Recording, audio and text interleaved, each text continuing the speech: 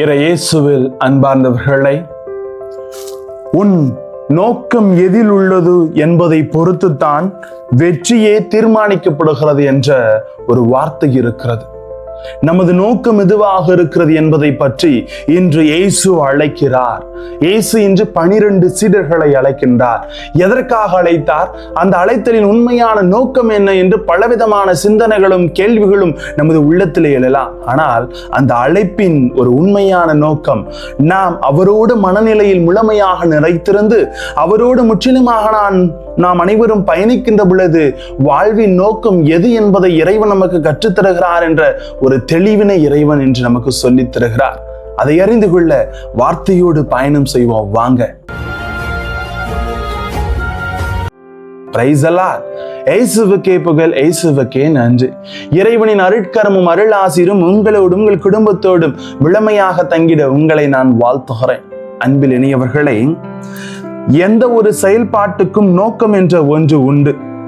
நோக்கமற்ற செயல்பாடுகள் பயனற்றவை, அவசியமற்றவை. இயேசு கிறிஸ்து 12 சீடர்களை தேர்ந்தெடுத்து அழைக்கின்றார். இயேசுவின் இந்த முக்கியமான செயலுக்கு நோக்கம் என்னவாக இருக்கிறது என்பதை மார்க்கு நற்செய்தியிலே அழகாக நமக்கு சொல்லப்படுகிறது. இயேசு மலை மேல் ஏறி தம் விரும்பியவர்களை தம்மோடு வரவழைக்கிறார். அவர்களுடன் தங்கும்படி அவர்களும் வருகிறார்கள். தம்மோடு இருக்கவும் நற்செய்தியை பறைசாற்றவும் அனுப்பப்படவும் பேய்களை ஓட்டவும் அதிகாரம் கொண்டிருக்கவும் அவர் 12 வரை நியமித்துகிறார். மார்க்கு நற்செய்தி 3 வாசிக்கிறோம். 3ஆம் அதிகாரம் 13-15 வரை. இதில் 2 நோக்கங்களை இயேசு கொண்டிருப்பது நம்மால் உணர முடிகிறது. ஒன்று, தம்மோடு இருக்க என்பது. இரண்டாவது, நற்செய்தியை பறைசாற்றி தீமைகளை அகற்ற. தம்மோடு இருக்க என்ற முதல் நோக்கம் அவ்வளவு எளிதானதல்ல.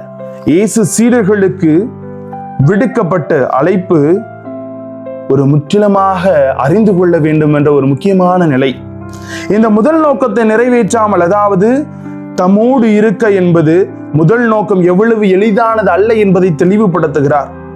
அதாவது இந்த முதல் நோக்கம் இரண்டாவது நோக்கமாகிய நற்செய்தி பணியில் ஈடுபட்டாலும் அது பயனற்றவை. முதல் நோக்கத்தை நாம் செய்யாமல், அவரோடு முற்றிலுமாக இருக்காமல், இரண்டாவது பணியான நற்செய்தி பணியை செய்வது பயனற்றதாக மாறிவிடுகிறது என்பதை அவர்கள் அப்பொழுது புரிந்து கொள்ளவில்லை. தம்மோடு இருக்க என்பது இயேசுவோடு அவர்கள் உடலளவில் உடனிருப்பதை குறிப்பதல்ல, மாறாக இயேசுவின் மனநிலையோடு இருப்பதை குறிக்கிறது. நம் ஆண்டவர் இயேசுவின் மனநிலை என்பது வானக தந்தையோடு இணைந்த மனநிலையாகும். துன்பங்களையும் இறை விருப்பத்தோடு ஏற்றுக்கொள்ளுகிற ஒரு மனநிலையாக இருந்தது. பாவிகளையும் நடிந்தவர்களையும் ஏற்றுக்கொள்ளும் அரவணைக்கும் மனநிலை, முதலிடத்தை விரும்பாமல் கடைநிலையை விரும்பும் மனநிலை, சிலுவை சாவுக்கு மனமுமந்து கையளிக்கும் மனநிலை, பிறரின் வழியை தன் வழியாக உணரும் மனநிலை. இந்த மனநிலையோடு சீடர்கள் ஒன்றித்திருக்கும் போது தான் அவர்கள் அழைக்கப்பட்டதின் இரண்டாம் நோக்கத்தை தெளிவாக உணர்ந்து நற்செய்தியை பறைசாற்ற முடியும், தீமைகளை களையவும் முடியும் என்பதை அவர் அழகாக தெளிவுபடுத்துகிறார். அப்படி அவர்கள் அவரோடு மனநிலையில் ஒன்றுபட்டு அவர் செயல்களோடு ஈடுபட்டு இருக்கிற பொழுது அவர்கள் உண்மையிலே இந்த மண்ணுலகில் இறையரசை கொண்டு வர ஒரு உதயமாக திகழ்கிறார்கள் என்று அழகாக கடவுள் சொல்லுகிறார். நீதிமொழி 19:21 சொல்லுவது போல, மனிதன் மனதில் எழும் எண்ணங்கள் ஏராளமானால் ஆண்டவரது திட்டமே நிலைத்திருக்கும். நமது மனித எண்ணங்களிலே அவரை விட்டு செல்லலாம், நாம் என்னவென நினைக்கலாம். ஆனா ஆண்டவரின் செயலும் திட்டம் தான் நிலைத்திருக்கிறது.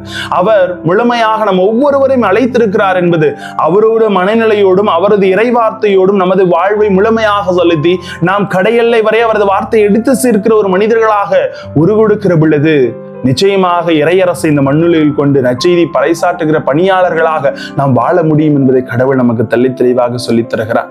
இன்னைக்கு குடும்பத்திலே மனநிலை சரியில்லை, ஒருத்தர் இன்னொருத்தரை புரிந்து கொள்ளுதல். எப்படி கடவுள் மனநிலையோடு நம்மை ஒப்பிடுவது? சற்று சிந்திப்போம்.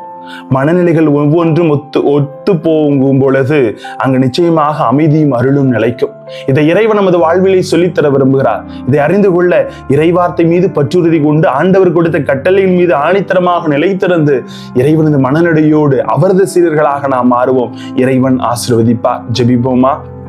அன்பே இறைவா, உமது வார்த்தையும் நீர் கொடுத்துள்ள கட்டளைகளையும் பின்பற்றி உமது மனநிலையோடு நாங்கள் வாழ, ஒவ்வொரு முறையும் இறைவனது அருளை உணர்ந்து ஒருவர் மற்றவரை ஏற்றுக்கொண்டு வாழ எங்களோடு தங்கும் ஆண்டவரை.